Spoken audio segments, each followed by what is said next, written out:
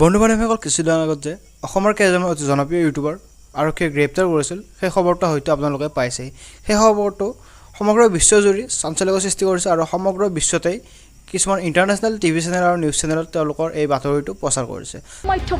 জোৱাৰ এপৰ প্ৰচাৰ খুদ আৰক্ষীৰ। The INB ministry officially telling social media influencers to be careful about posts that they put up that are endorsing offshore online gambling and betting platforms. বন্ধু বান্ধৱীসকল আপোনালোকেতো জানেই যে সেইসকল ইউটিউবাৰে কিছুমান জুৱা বা ট্ৰেডিং বা বেটিং এপ্লিকেশ্যনৰ প্ৰমোশ্যন কৰাৰ কাৰণে তেওঁলোকৰ সেই জেল হৈছিল।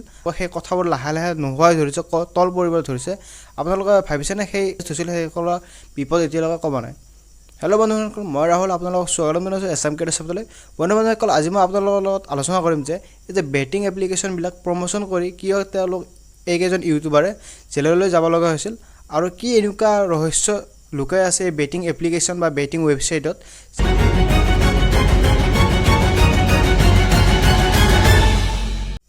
তেওঁলোক জেলৰ পৰা ওলাইছে যদিও এতিয়ালৈকে বিপদটো নোহোৱা হোৱা নাই। এতিয়া বিপদটো আৰু বাঢ়িছেহে। যে তেওঁলোকৰ কাৰণে নহয়, সমগ্ৰ ইউটিউব বা সমগ্ৰ ছ'চিয়েল মিডিয়াত যিসকলে ভিডিঅ' বনাই ভাল পায় তেওঁলোকৰ বাবে এই বিপদটো বাঢ়িছে। কাৰণ আপোনালোকৰ যদি ইউটিউব বা ছ'চিয়েল মিডিয়াৰ কোনো অলপ নলেজ নোহোৱাকৈ আপুনি ভিডিঅ' বনাবলৈ ষ্টাৰ্ট কৰে আৰু আপোনালোকে সেই যিকোনো ছ'চিয়েল মিডিয়াৰ প্লেটফৰ্ম, ধৰি লওক আপোনাৰ ফেচবুক পেজ বা ইনষ্টাগ্ৰাম বা ইউটিউবে হওক, আপোনালোকে ভালদৰে গ্ৰ' কৰিছে, সেইবিলাক ৱেবছাইট বা সেইবিলাক এপৰ পৰা আপোনালোকে ভাল আৰ্নিং কৰিছে, তেনেহ'লে আপোনালোকক কিছুমান প্ৰমোশ্যন কৰিব দিব। আপোনালোকৰ যদি কোনো ধৰণৰ জ্ঞান বা নলেজ নোহোৱাকৈ আপোনালোকে ডাইৰেক্ট প্ৰমোশ্যন কৰি দিয়ে, আপোনালোকে সেই ইউটিউব গাইডলাইন্স বা আপোনালোকে অনলাইন যিকোনো প্লেটফৰ্মৰ গাইডলাইন্সৰ বিৰোধিতা কৰে যদি আপোনালোকক হয়তো জেলো যাব পাৰিব লাগে, হয়তো আপোনাৰ চেনেল বা আপোনালোকৰ যিকোনো ছ'চিয়েল মিডিয়া একাউণ্ট আপোনাৰ ডিএক্টিভ হ'ব পাৰে। আৰু যদি আপোনালোকে মানে ছ'চিয়েল মিডিয়া ৱেবছাইট বা এপত যদি আপোনালোকৰ ধৰা নপৰে, আৰু তথাপিতো ইণ্ডিয়ান গভৰ্ণমেণ্টে নতুনকৈ এটা ৰুল ৰেগুলেশ্যন ওলাইছে যিসকল ইউটিউবাৰ বা যিসকলে ভিডিঅ' বনাই ভাল পায় তেওঁলোকৰ বাবে। সেই ৰুল ৰেগুলেশ্যনটোৰ মতে আপোনালোকে কোনো ধৰণৰ বেটিং বা জুৱাৰ এপ্লিকেশ্যন আপোনালোকে প্ৰমোশ্যন কৰিব নোৱাৰে।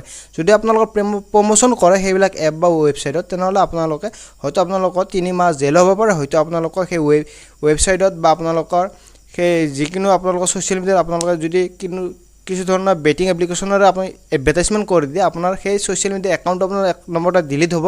2 নম্বৰতে হয়তো ইণ্ডিয়ান গভৰ্ণমেণ্টে আপোনাৰ কোনো ধৰণৰ ছ'চিয়েল মিডিয়া একাউণ্টত আপোনালোকে ভিডিঅ' বনাব নোৱাৰাও কৰিব পাৰে। সেয়েহে বন্ধুসকল, আপোনালোকৰ যদি ভিডিঅ' বনাই ভাল পায় আৰু আপোনালোকৰ ইউটিউব বা ফেচবুকত আপোনালোকে ভিডিঅ' বনাই আছে আৰু আপোনালোকৰ ধৰি লোৱা ছ'চিয়েল মিডিয়াৰ লগত জড়িত অলপ নলেজ কম আছে, তেনেহ'লে মোৰ চেনেলটো ছাবস্ক্ৰাইব কৰি বেল আইকনটো দবাই দিব, কিয়নো মই ছ'চিয়েল মিডিয়াৰ লগত জড়িত সম্পূৰ্ণ কথাবোৰ অসমীয়াত আলোচনা কৰোঁ। যেনেকৈ মই কিছুদিনৰ আগত 2 মাহ আগত মই এটা ভিডিঅ' বনাইছিলোঁ যে অসমৰ কেইজনমান ইউটিউবাৰ গ্ৰেপ্তাৰ হ'ব, আৰু সেই ভিডিঅ'টো পষ্ট হোৱাৰ 2 মাহ পিছতে এই কাণ্ডটো আপোনালোকে চাবলৈ পাৰিছে। কিন্তু মোৰ সেই ভিডিঅ'টোত ভিউজ কম আছে।